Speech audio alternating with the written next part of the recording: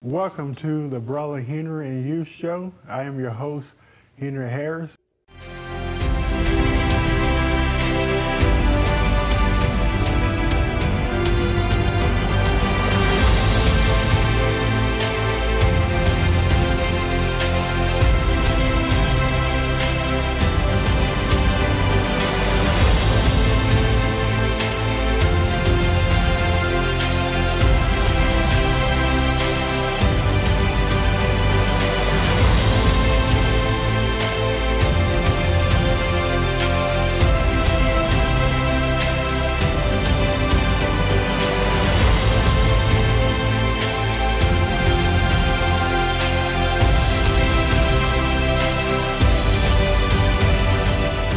Welcome to the Brother Henry and You Show.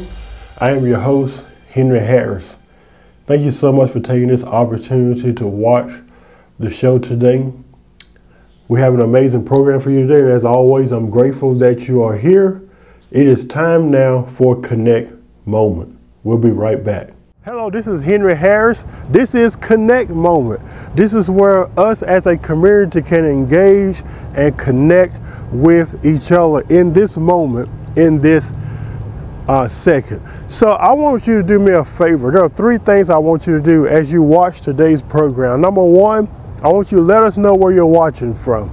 It could be Chicago, Dallas, Africa, wherever you're watching from, let us know. Another way you can engage and help us is by sharing this program on your social media. It could be Twitter, Facebook, YouTube, wherever you want to share this at, make sure you share it. I think on Facebook they have hearts, likes, angry faces. I need you to hit those because that lets me know and indicates to me that you're watching. So make sure you do that as well. And number three, as you're watching today's show, would you do me a favor and comment as you're watching the show today? We could be talking about mental health, sexuality, whatever we're talking about. I want to hear your voice as well because your voice is just as important as my voice is. And I think that's what community is all about. It's not just about one person. It's about all of us getting together collectively to learn and feed off of each other. So thank you so much. Back to today's program. We have a great program for you today. My name is Henry Harris. I am the host of the Brother Henry and You Show. Have you ever lost a loved one before? I think we would be lying if we say we didn't. All of us have lost a parent. Some of us have lost a friend, a co-worker. In essence, just someone that is very close to you, someone that's dear to your heart. It is not a matter that you lost them to death, but it's a matter of how do we process that individually as human beings. Because when things happen to us in our lives in regards to losing a loved one or someone that we cared for to this thing called death, sometimes we don't know how to process that and grieve that. And it really doesn't help when people come to you and say, oh, you should just get over it. You've been crying about this and whining about this for so long. You need to get over it. And that is very insensitive because I believe that how each of us choose to process our own pain and what we go through and experiencing the death of a loved one is our own unique way of handling that situation. I remember when my brother passed away in 2022 to an automobile accident. I was thinking in my mind, because I've always been the oldest, but he was younger than me, I was thinking in my mind how fragile life is. And I always appreciated him. And if someone were to ask me, what would you done differently? I wish we would have communicated more. I wish we would. But you know, he had his life, I had mine, we both were busy. It doesn't take away the fact that we love each other, but at the same time, being raised with someone like my brother and like other friends that I'm thinking about now as I'm even filming this, how they were here yesterday and today they don't exist. It's like I get emotional even just thinking about the many friends and family members and people I've known over the years, how they were here one day, next day, gone. How do you process that? I mean, is there a magic pill? Is there a certain way, right way of doing it? And I don't think it is. I think it's however you choose to navigate through that situation. And I think it comes down to ultimately what works for you. Can we talk about bereavement today? Grieving the loss of a loved one. Bereavement. If you live long enough, sometimes we have convinced ourselves that our friends and our family members, loved ones, we've convinced ourselves that they're going to live forever, when in reality, they won't. I'm not even going to live forever. I want to live as long and healthy as I can. But the reality of it is that you're not going to live forever. And this is what I was going to say earlier that just came back to my thoughts. We need to learn how to appreciate the ones that we love right now. Right now. Not wait till their death, where you're up giving a eulogy or up talking, saying, oh, they were such a good person. I miss them. I wish I would have done this different and that. Because you know what? You cannot change history. If you didn't do it when they was here, you can't do it surely after they're gone. So why not do it now while they're living? Show them that you love them. Show them that you care for them, because they will not live forever. And we always act as if that death won't come knocking on somebody that we love's door or our door one day. All of us will be non-existent. We're living in this world now. We could be gone tomorrow. You could die next week. You could die next month. You might not even make it to 2025. And I'm not being negative. That's just a reality. What are you doing with today? How are you processing that grief? How can I help you? I think when it comes to processing grief, I don't think it comes with to a certain destination. Like, okay, I'm finally here. Woo, I'm over it now. I'm over my brother's death. I'm not. He's been gone 2 years. It still bothers me. I'm still baffled and asking God, as many of you are who've lost a loved one, why? Why so young? Why? That could have been me and not my brother. Why?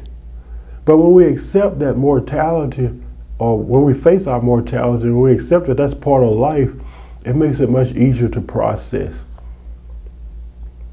Sounds nice to know that we'll live forever, but we won't. This is really nice until reality hits and you realize that this doesn't happen, especially when you start seeing people that you love pass away. It's one of the greatest realities that humanity doesn't want to face or even talk about.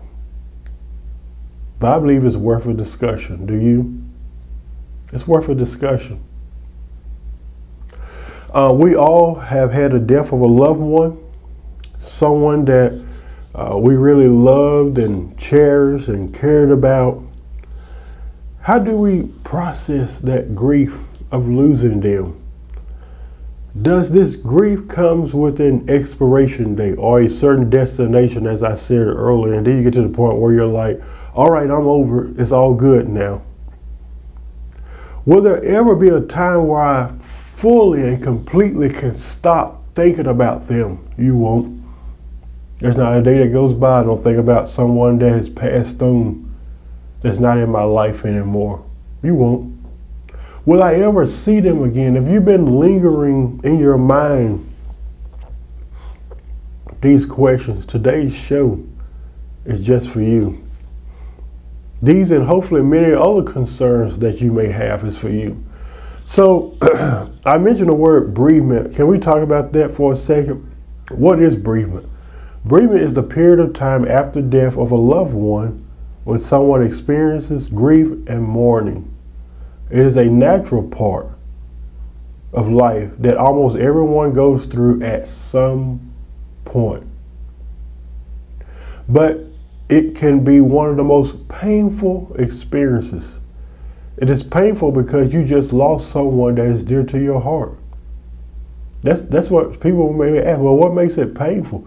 Because you just lost someone that's dear to your heart. Like I said earlier, imagine someone being here with you in this realm of existence that we call Earth, and then you get a phone call. Hey, mom just died. Your brother just died.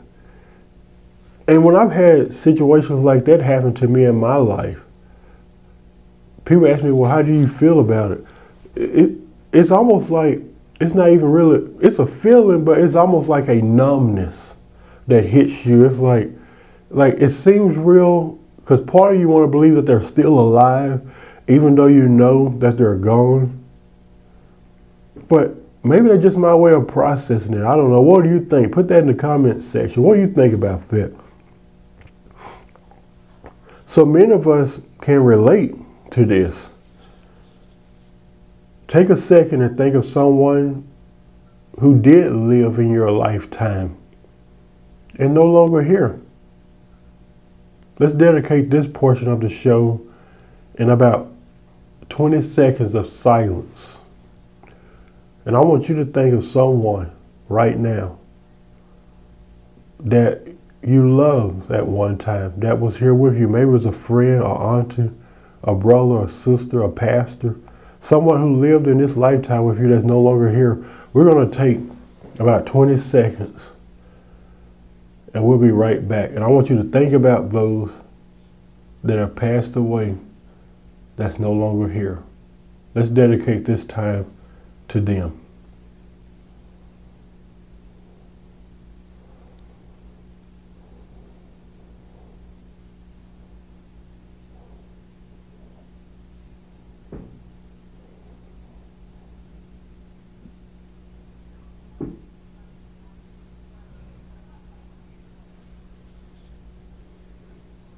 How do you feel?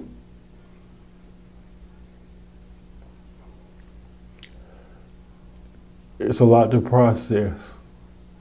It really is. And of course, we think about these people all the time. 20 seconds, sometimes of our day,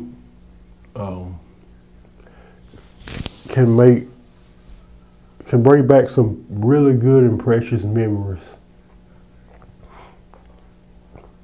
There are some physical symptoms to bereavement that I want to talk about. Number one, a lot of times people will experience, and I've experienced this, difficulty breathing. You'll have nightmares, disturbed sleep, dreams about the deceased. I still dream about my brother sometimes. Not all the time, but sometimes. Especially if I'm going like throughout the day thinking about that person or my brother. He'll show up in a dream. Maybe it's a childhood memory that'll show up or something of that nature. Have you ever had someone that has passed away in your life and you find yourself dreaming about them? Number two, you may experience tightness and heaviness in your chest or throat. 3, headaches. Sometimes you can get headaches from this. These are just some physical symptoms.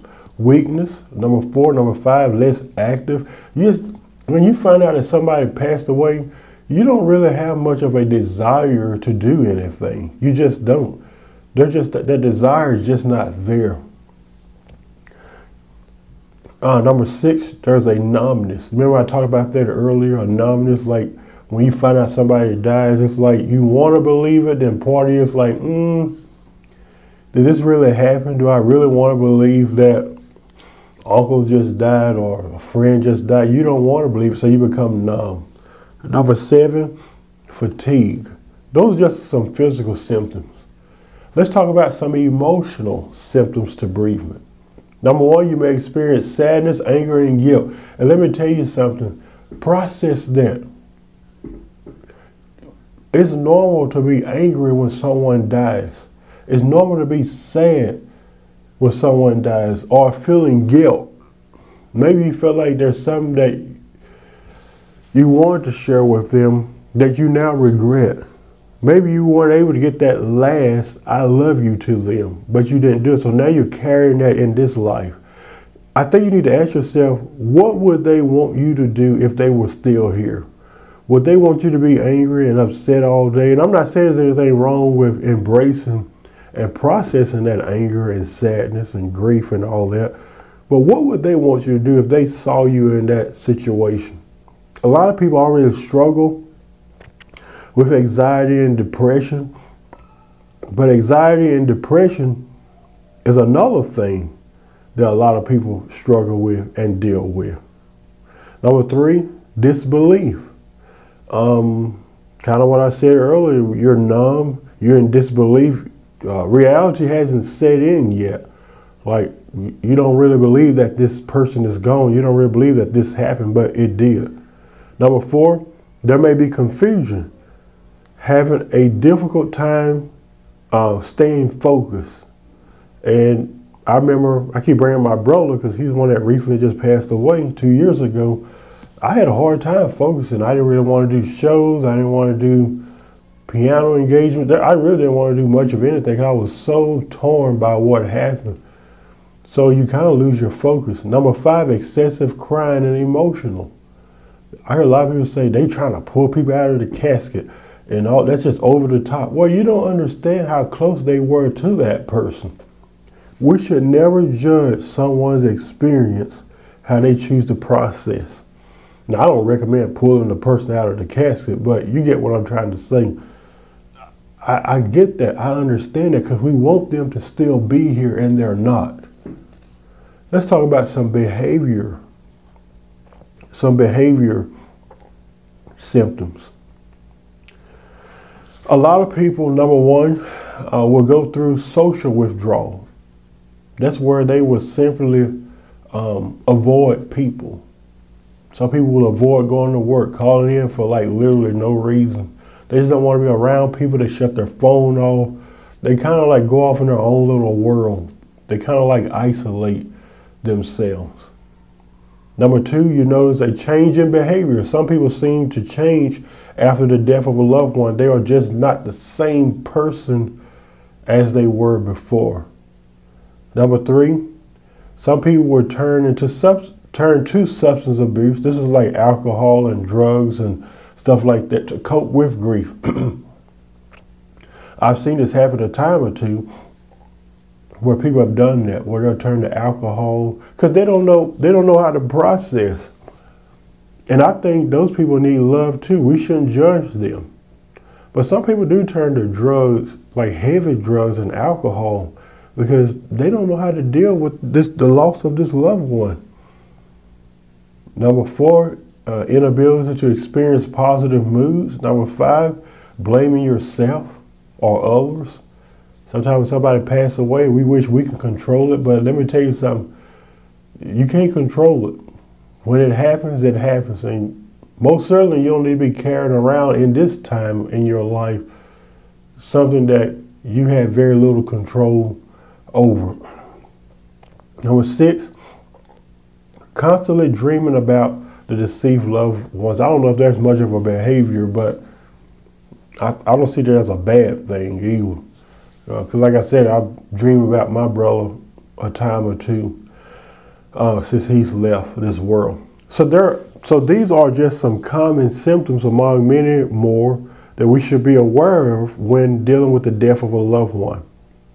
If we are aware of these symptoms, we will know how to deal with them more effectively.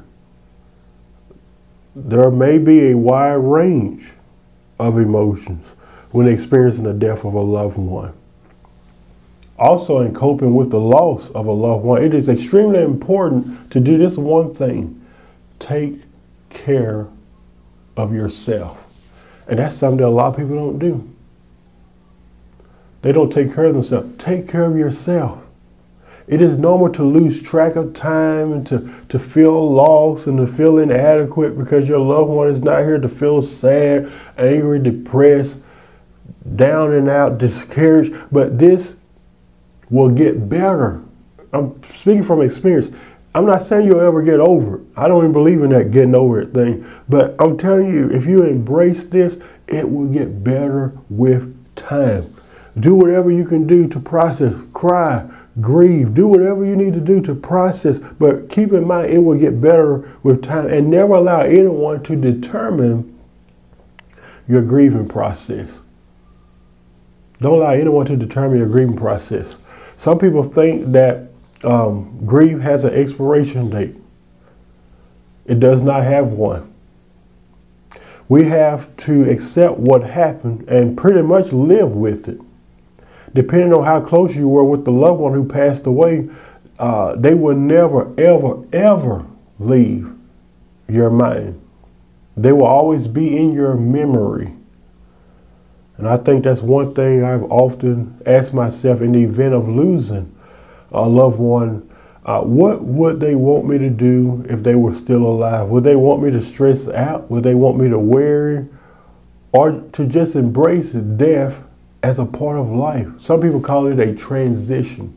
I'm okay with that terminology too. And trust and believe that one day we will unite with whoever that passed away in the next realm of existence, whatever that is.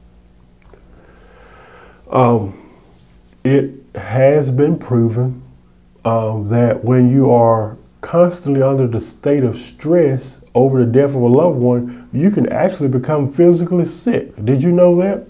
Based off of my research, you can become physically sick if you keep stressing yourself out because of what happened. And I know of one event where a lady died because she was so stressed out that her husband died, and she ended up dying because of her husband's transition. So I have personally seen this happen, and as I just said, a few cases were fatal. Grief is personal and individual, and every person experiences its nuisance differently. Your personality, your support system, your natural coping mechanisms, and many other things will determine how loss will affect you. There are no rules. There are no timetables. Some people feel better after a few weeks or months, or maybe even some years. What's important is that you give yourself the grace to process this. Keep in mind, it's personal. It's not about how they gonna feel, or they're judging me, they think I should get over it. It's personal, it's intimate. It's an individual basis. It has nothing to do with anyone else. It's you. It's on your timetable, no one else. Once again, you may never reach a place where you are fully over the death of a loved one. That is okay. Process in your own way. It's time to connect. Make sure you follow us on www.facebook.com/The Brother Henry and You Show. Also follow us on youtube.com/Henry Harris 100. We'll see you next week.